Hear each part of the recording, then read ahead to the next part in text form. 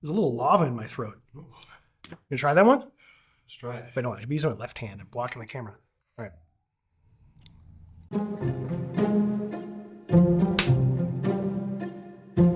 What's going on, everybody, for VPC? I'm Parker Cmeyla, and you're watching VPC Hot Ones. It's a show with hot wings and even hotter questions. Today, we're joined by Keif, a UW-Stout Video Production Program Director, and you can catch him roaming the halls here at Comtech teaching classes as documentary or in his office doing his daily meetings. Keif, welcome to the show. Thank you for having me. Of course. How are you with hot stuff? It's hard to concentrate on that when your absolutely beautiful mane is in front of me. And by that I mean, like, look at this. I kind of want to touch it. On the floor here. Go ahead and touch it. Oh my God.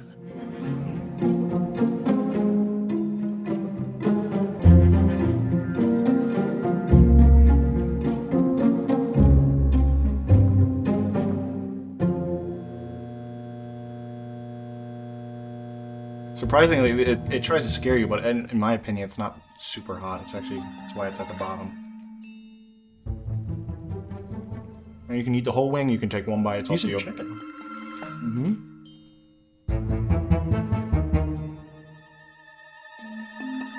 Okay. A lot of people are really curious because they see you as like, you are the video production guy. What were you doing before UW-Stout? Oh, what's up?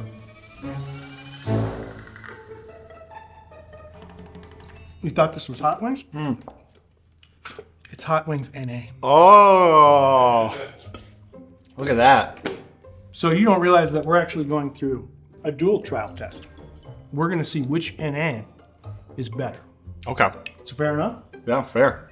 And just for the kids, because I'm not having a chicken wing without an NA beer, which is what I always have with the chicken wing, like most people. So we're going to start at the bottom here Let's do it. with this Coors Edge. Ooh. That's fair. Okay. Assuming that this is non-alcoholic, alcoholic? Yes, this is not. Okay. All right, here. Give yourself you. some there, Appreciate it. and then we'll cheers to that question. That makes sense why you brought the glasses. I was really confused. Excellent. All right, well, you got most of that one. right. All right, cheers. Cheers. Oh, give me some more of that hot thing. That's terrible. All right, so before I was at UW-Stout teaching video production, one second. How far back? Zygote stage or later? Whatever you were doing that you think is pretty interesting before UW-Stout. Well, I think the most interesting thing I did before UW-Stout was my first video, which was at Christmas, being given the camcorder, and I walked around and my grandma had these really kind of weird-looking bust things on the wall that are housed, these faces, and I proceeded to have a conversation with those in a fun fashion, and after that I was officially christened the videographer of said family Christmas. And you know how many students I've talked to that's how their video game started, was just being given the camera because they could do it. So that's memorable to me because that started my path of actually wanting to do some of this stuff. So I would say where it got serious was in college. I went to kind of a small high school. We had like one media class and we had, I think, one internet connection or something, but this was the 1990s, so it wasn't exactly the same. It wasn't one-to-one. But when I got to college, I took all sorts of courses, anything I could in it. I was actually going for a degree in graphics, not video. I was too far in, so I had to commit. And I basically did every course I could. I invented some courses as in independent studies and got them granted. One of the first projects I did was, actually, I see stuff that you guys are doing, and it's like so on par. I did like a 30-minute documentary. It was about this old stone cutter that was teaching these guys how to carve stone by hand that were opening this old quarry. And that project really sort of kicked my career off. Then I just did anything I ever could in video. I picked up any job. I had no shame. I was above nothing. By that I mean I just wanted work, anything. So Right, anything and everything. Anything, I'd build a portfolio.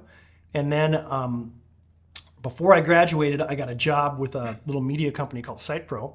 And I went to work there, and I worked there for about 10 years. I started at the bottom. It was a company that was like kind of, I think only like 10 employees when I got there. And when I left, we had like 50. So it was really cool to be a part of like building that. And senior producer was my last role. Then I started a freelance company I was running, and then I started teaching, and I ended up here. So that's kind of the long answer. Wow, nice. That's really cool. This one tastes way better than the last one. So, a lot of people have their opinions on cameras and camera brand. The tools you use are the tools they know they must have. And we're wondering, what is your go-to like camera brand or tool when doing any kind of production? Whether it be narrative, product, anything, advertisement.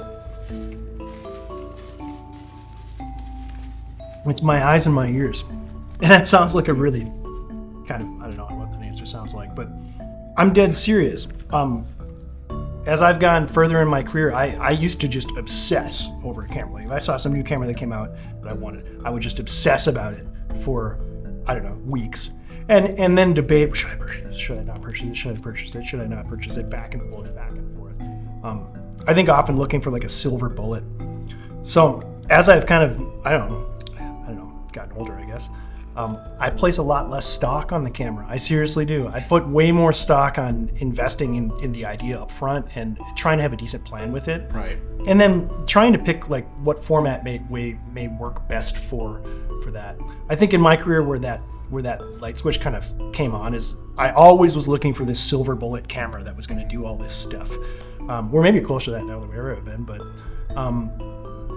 I was then found out that it wasn't even always my preference. So like if you worked with a client that had a camera preference, you would sometimes have to rent and utilize that body purely because they had some inclination that it was what they needed.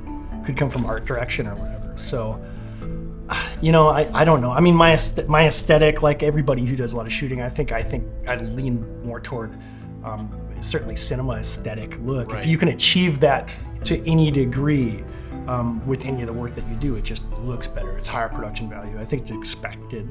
It's become more expected now than it was 20 years ago. You know, when I was starting, a lot of like low-end pro work was done on DV camcorders and stuff, and that, you know, The one with the, like tapes and stuff like that. yeah. And I look back at the stuff, and I was like, oh, I remember that project was pretty good. And I look back and was, look at it again. But I think we go about every 2. Then we can try a new one. Okay. So, we're gonna move up to this one. The Heineken. The Heineken. Excellent. All right. Cheers.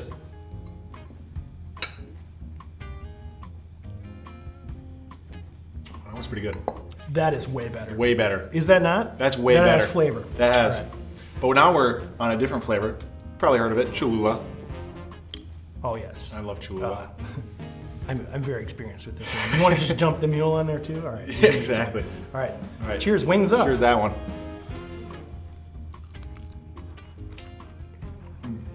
That's a good one. So everybody has their... I like Tapatio. Tapatio's great. I really like Tapatio. Keif, everybody has their inspiration, whether it's something small, something large, close to like family, or just things they've seen. Where do you get your inspiration for your shoots, whether it be product or narrative? And do you have like a favorite film or a favorite director or filmmaker who kind of inspires a lot of your work? Sure. I think there's no way that we can watch and expose ourselves to all sorts of stuff. I think for most people, childhood and nostalgia absolutely is always going to have a place. So I don't know. As far as like the stuff I aspire to make, I wrote a feature film for my MFA thesis, and I hope to make this at some point. And it definitely stems from it's funny because I can go 2 ways with my thinking. Like my favorite childhood film forever was Time Bandits, which is a Terry Gilliam film. Totally fantasy, kind of piece. But then I also loved What's Eating Gilbert Grape. So what kind of like a combination of interests is that? That's right. kind of odd. Stand By Me, one of my favorite Great movie. films ever, and it so spoke to me. Like that's how I felt with my core little group of friends when I was growing up. It's like running around. There's Thinking, relatability to it. yeah, very much so. So I think I think those films, so stuff that can be, for sure fantasy, pardon me, for sure fantasy is interesting, but I think the human condition type films that just can have like a realist bend to them, but the stories are compelling and relatable, and you know, maybe it's just the Midwestern in me, but I kind of like stuff that it doesn't have to be fantastic. It can, you know, where did the Gilbert Grape take place? Like some little know-nothing town in Kansas. Exactly. And it's just like the dynamics that those people have. Just a way of looking at the world. I think it's cool. Nice.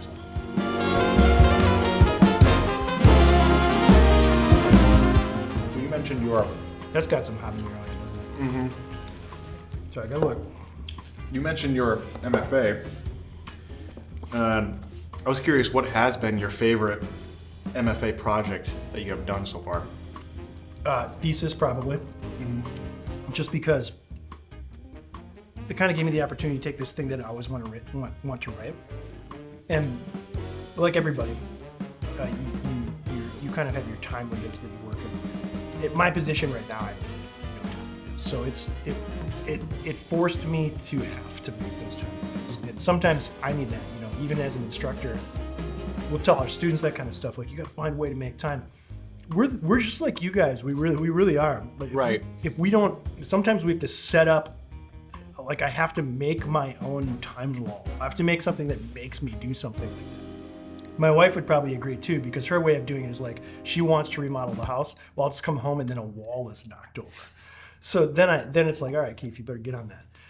So you sort of put yourself into a position where you have to do it. I'm glad I went with the t-shirt. It is getting a little hotter. Where do you see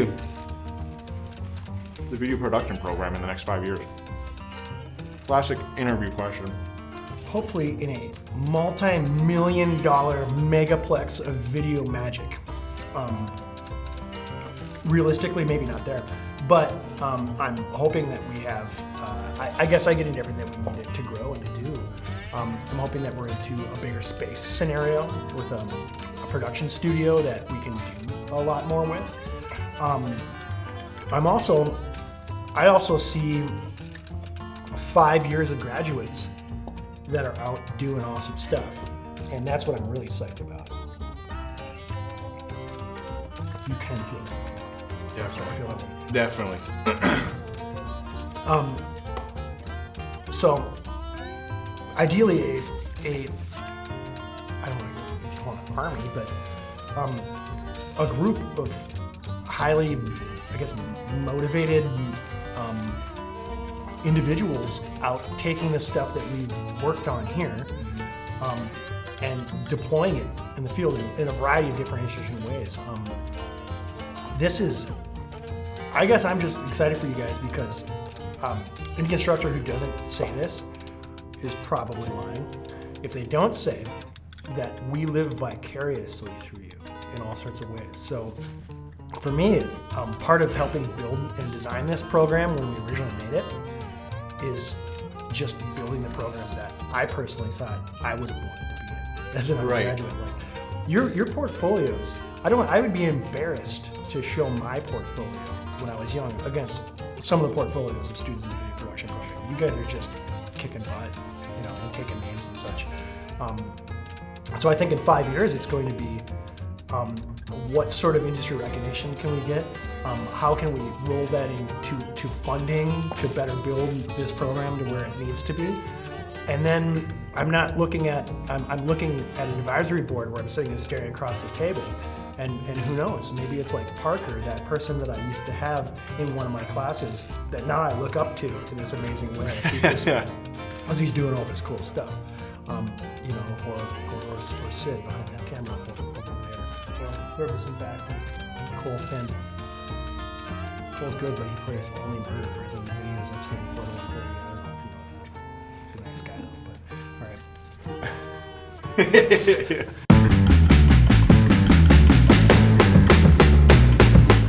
all right. All right, cheers to this one. Got the George Strait shirt on. All right, all set? Yeah. Woo, that's smoking. 1 for seconds. Keif, every time I see you, I always talk about it. But you have other hobbies other than just film. You like, if for example, you like snowboarding. I don't get to do it enough. What are, because you're seen as a video guy, what are your other hobbies besides just film? Drinking milk. This isn't the wings, it's that I like drinking milk as a hobby. Yeah. Clearly. We do have a milk runner if you need more milk. Get you some white milk. Thank you. You just gotta go like this. Let it flow through you. Live with it. My hobbies, I have a disproportionate amount of hobbies that I don't get to do enough. I do like snowboarding. I am going to do that over the winter break. I'm going to Michigan for 2 days. Nice. But I have a family. You know what? I have a family. I have a couple of kids, 10 and 14. So your life revolves a bit around what, oh wow, feeling that one. And what they like to do too. And so fortunately they like doing some of that. So that works. Lately, I've, my son is kind of into tech type stuff. He's been doing some game sort of development stuff. He started like coding in Roblox and stuff like that when he was like 10. So he's pretty into that. That's big. You can make money off of that. Yeah, it's kind of brutal, man. So we're building a workstation. I've not built a workstation with him before. We built a Raspberry Pi now. Really? Yep. So I'm building a workstation with him. My daughter's in swimming. I don't really swim, but I go to that one, so I attend to their stuff. And then I used to put an inordinate amount of time into playing the game of disc golf. It's really fun. I like it, and it's great exercise. Like, do I have a tear going down? I see the tear going down. I love you, man. I really do. Yeah, I used to play more actively in the Chippewa Valley Disc Golf League, and then I can't go as much. Used to do some tournaments and things, so I like that. You hung out with, or you played with Rory, right? Yes, of Simple Sports. And the reason that we play this game is it is the one game that we still have a shot against the like 20-year-olds. You know, we're probably not playing basketball, although we can do okay, but we're probably not doing that. Right. So, the Athletic Company, an IPA. Oh, Look at that. the big one, the big guns. These are great. Sometimes. There's a little lava in my throat. You try that one? Let's try it. But no, I'm using my left hand. I'm blocking the camera. All right. Isn't that good? That tastes really good. Yeah. Wow. Yeah. This is the best one I've ever found. I actually really enjoy that. Yeah. So that's a, what company is that? I don't know if it's milk or bubble, but for some reason Bubbles helps with this. I don't know what it is. I heard like on the actual Hot Ones, some people will bring beer. It helps with heat. Well, we got 2 more of these other ones. We run out. I got you set. We got more.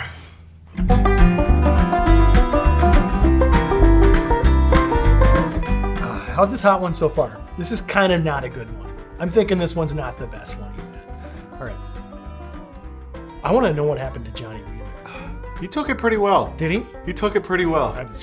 He was screaming on the inside, but I have a little bit. Yeah. There's a little running around. I'm happy to show it. It feels good when you show it. I mean, will everyone leave the room, or do I have to? Because I don't want anyone to look at the seat. That one's flavory. Mm-hmm. A little apple in that. Yeah, I taste that. Tell us about the pod. The old van. Heard rumors about it. How did this story get out? How did this story get out? Who knows about the pod? We have to know. We're VPC Hot Ones. Tracing my social media. What are you doing? I did look at your Instagram. No, really. Who told you about the pod? I can't. We found Oh, out. come on. Did you really find it online? No way. I don't. The pod was just a 1986 Toyota van. I think I probably just told this story in class. I don't know. 1986 Toyota van. If you look it up, have you ever seen Star Trek: The Next Generation? Know about it, but I personally haven't. Well, that's your first book. It explains a lot. You need to watch Star Trek Next Generation. Okay. All life lessons can be taught through Star Trek Next Generation. I mean, Where's that?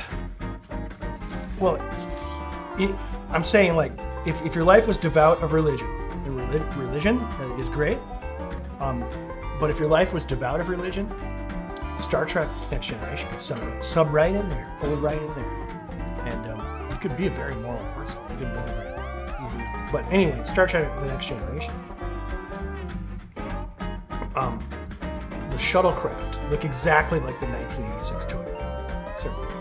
So I didn't exactly have any choice. It was just the first car I was able to get because it was some old piece of junk that my parents had. I could get free of cost, but I had to pay for car insurance. And it didn't have at one point, the alternator didn't work in it. Right. So I just had quick quick change cables on the battery, and I would just change it out with another battery every day and charge it and just swap them every time.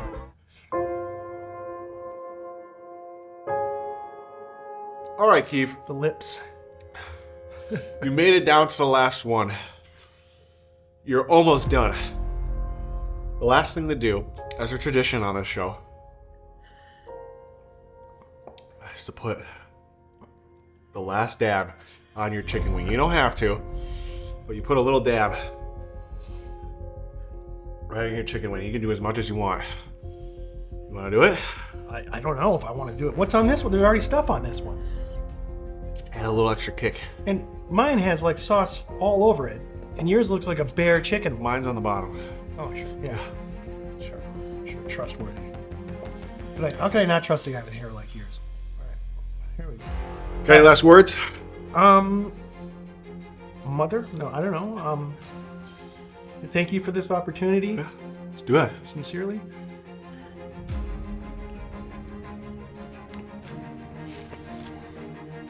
Get it down. Woo!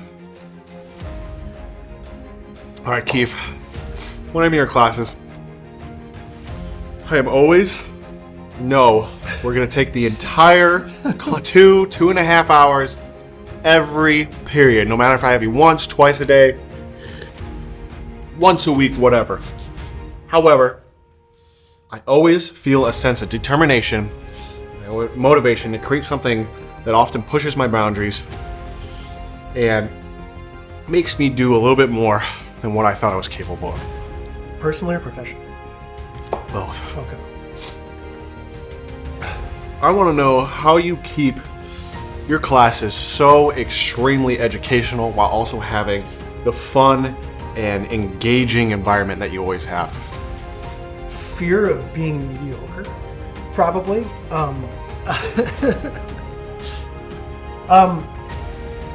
No, and I don't know. I'm the most self-critical person too. I think we all are this type of biz. So, I just want it to be. I want it to be good. I want it, and more important than that, and we all have our days. You know, it's like the difference of being a teacher is you got to wake up and like every single day you got to try to bring that, even depending how you feel. There's ups and downs on that. But I just my hope is that in some way I can motivate people to try to make the best possible stuff that they can. Again, that living vicarious thing. When I see you guys make something awesome, it's like I'm super proud, and I don't know. I feel like even if I had the smallest hand in it, I feel like I'm a part of it a little bit, even though it's not me. And so it just makes me happy to see that. And I don't know. I don't consider a course ever perfect, and I think you have great days. And I think even with the greatest laid plans, you have days that aren't always great too. So it just depends. But I'm always looking for a way to level that up and make it the right place.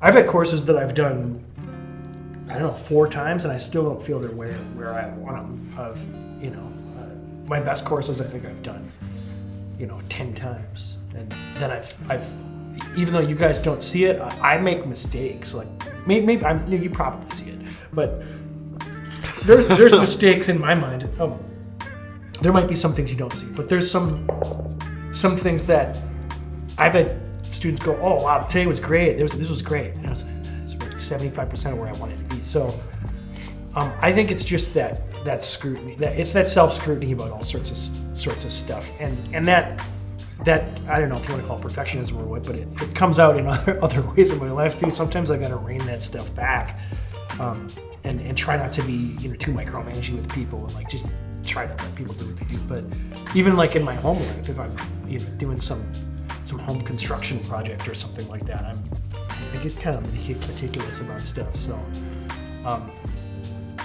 I just like to see people sort of develop themselves to the best of their ability and produce awesome stuff and have fun while they're doing it and get other people excited. And more importantly, get me excited. I don't know if you've seen that, but like sometimes I see your stuff and I get really excited and giddy about it. Kind of like the time you were so excited that we all did the festival, and you all came in with pencils and oranges to the class to give out. Yeah, the D&AD awards. As far as I'm concerned, you guys should have won that. But yeah, that project was good. We're gonna do that again. Hey, you know what? That last one just kind of rolled right off. Rolled right off, rolled right off here. Yeah, well, Keif, you killed it. You absolutely demolished the board. You did a great job, and you can say you have done it. You have done the VPC Hot Ones challenge. So I want you to tell this camera, or that camera what you love about this major and anything that you have going on project-wise. Well, the first thing I love about it is that this group of students like you guys get together and do something like this, which from now on is Hot Ones. And you do it of your own accord. So what I love, I gotta say, one of the things that I love the most about Video Production Major isn't anything that we ever did with it. It's Video Production Club. It's what you guys are all doing on this thing. So the thing that I love most about the program is the infectious kind of culture that this program has, and this is a byproduct of it, in my opinion. We wouldn't have anything cool like this going on if it wasn't for you guys really caring about it. Like, not just the class stuff, but it's fun seeing like the cultural angle that you've established. Because I've seen programs that don't have like a real student culture. They all go to the classes together, and they go through the motions, and they take the tests, and do all the stuff. But you guys have just, as long as if this culture can be like this, and remember, you're only at 75%. You have another 25%. I'm just kidding. But you can keep pouring gasoline on that culture that's going on here, and we can keep pouring gasoline on it. We'll make nothing but a big cultural fire in the best possible way. So it's that part, hands down. It's the cultural stuff. Awesome. Well, nice job, Keif. Thank you.